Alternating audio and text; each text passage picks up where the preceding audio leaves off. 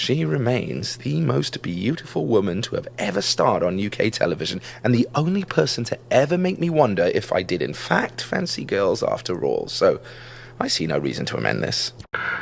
Getting a definite kind of John Carpenter meets, like, Tinker Tailor Soldier Spy kind of thing. Oh my god. I mean, that's very cool. Said. It's very in. Well, that sounds like Warren, doesn't it? Look, kind of.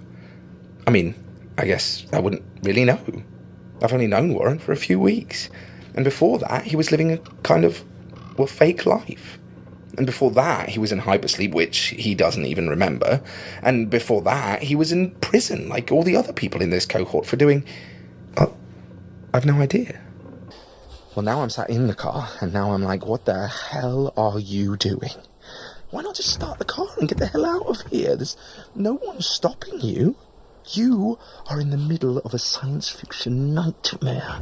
And your only friend is not only cryonically frozen and clinically dead, but you've just remembered he's apparently a violent criminal who, for all you know, is Jack the fucking Ripper. And maybe when he wakes up, he'll have forgotten you both have fond memories of Bucky O'Hare and Demolition Man, and maybe he'll chase you around this fucking cathedral of evil like Michael Myers. And somehow, you've ended up responsible for him, and you have no idea how to even keep yourself alive, let alone babysit a potential maniac. You can just leave whenever you want. Why are you still here?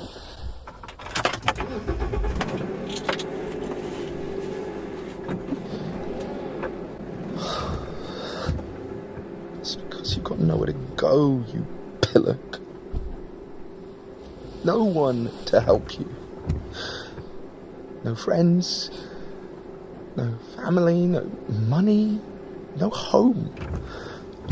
All you've got is your job. And your job is here. Evening, Warren. Apologies, I haven't been down to see you much. You look well. I can't actually see you. I thought they would have put windows in a cryopod so people could see you floating about. But I guess it's nice to have privacy, isn't it? I've been struggling, Warren, with what's going on here. Look, the truth is I have to make a choice. To be a friend to you or not. I'm going to keep listening to your tapes, but I'm not going to find out what you did. I'd like to say it's because I'm respecting your privacy, but the truth is, I recognize the guy on these recordings. He doesn't sound too different to me. He's scared. He's lonely. He hates exercise. Look, maybe you're not who I think you are, but given the company we keep, you might still be the least awful person I currently work with. So let's be friends. I'll be back tomorrow. And maybe I'll bring top trumps or something. Hey, it's only bloody Christmas Eve. Hi, Warren. Thought I'd come down and spend some of the evening with you.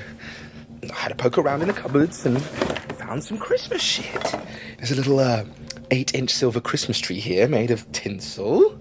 Look, you can have that.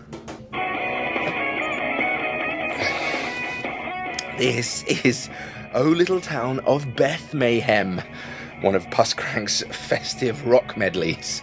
They were a regular fixture at the annual Unholy Night Christmas All Dayer at the club in my hometown.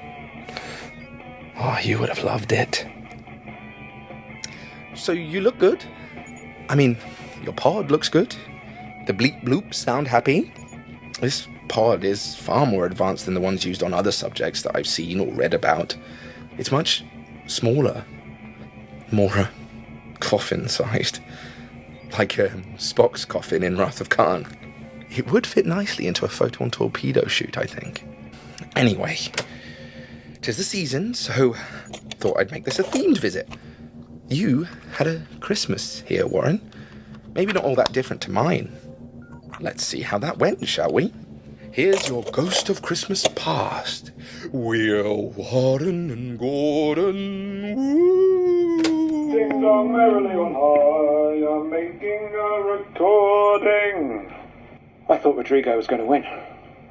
He was young, barely mid-20s, pretty fit, massive thighs. I'll leave the music with you for a while.